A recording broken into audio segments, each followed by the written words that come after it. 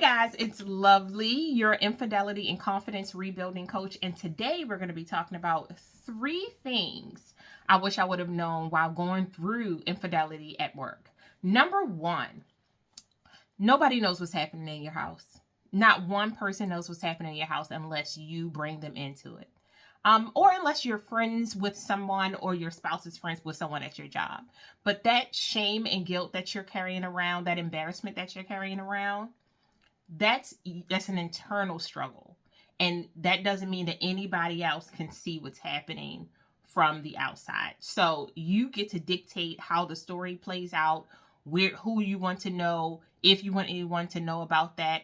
And you have a caveat: holidays or sick time. You may need to request those days just to get yourself together a little bit. So just remember that. Don't get stuck in shame, guilt, and embarrassment, because people don't know. They don't know. Number 2, I wish I would have paid attention to the EAP, right? The Employee Assistance Program. They have therapists, regional assistants. They also have different resources online that you can use when you're going through a really tough time. And the EAP is a really great supplement to use aside from your health insurance when you're trying to get. Some of them are free resources, and that is invaluable. So that's something that you can think about. And my third thing I wish I would have known was that you need to take time off. You have to. You need a few days, sometimes maybe even a week, to step away from all of the things that's happening. Now, I will say that if you are a person who needs either work to be good or home to be good, depending on what your situation is, I can see why you would stay at work. However, taking some time to really just debrief and relax from everything that's happening would be one of the best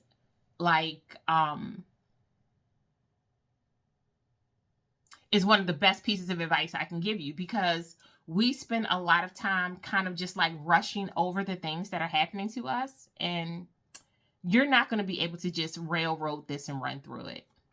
And those are some of the things that I wish I would have known. Number 1, nobody knows what's happening in my house, so I can take that shame and guilt and leave it inside of my car or on the bus and let it go find a new friend. Number 2, EAP. Look at your employee assistance program and figure out if they have therapists on there, marriage counseling, some other online resources that you can use that are free, that come with the job. Utilize that. Those are the best things. And number 3, take some time off. Take some time to figure out your next move without everybody calling your name. It is one of the best things you can do for yourself. But I did not do any of those things. So I suffered, darling. I suffered quite a bit. And that's why I'm letting you know. And when I was going through it back in the day, the EAP was just on the up and coming. So that wasn't an idea. But utilize the tools that you have now, and a lot of the free tools that are in the corporate baddie space. I'm just saying, I'm just here to help out, give you a little something, something. But yeah, so what are other ways that you have utilized the skills that you have at your job? No.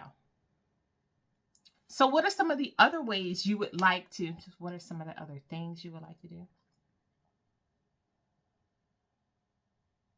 Have you utilized any of those tips? For number 1, drop an A. For number 2, drop a B. And for number 3, drop a C in the comment section and let me know. And we'll go more in depth into those, because us corporate baddies don't have to suffer by ourselves, but I can see why we don't want to bring it to work, because orange is not the new black, is all I'm telling you. And jail just seems like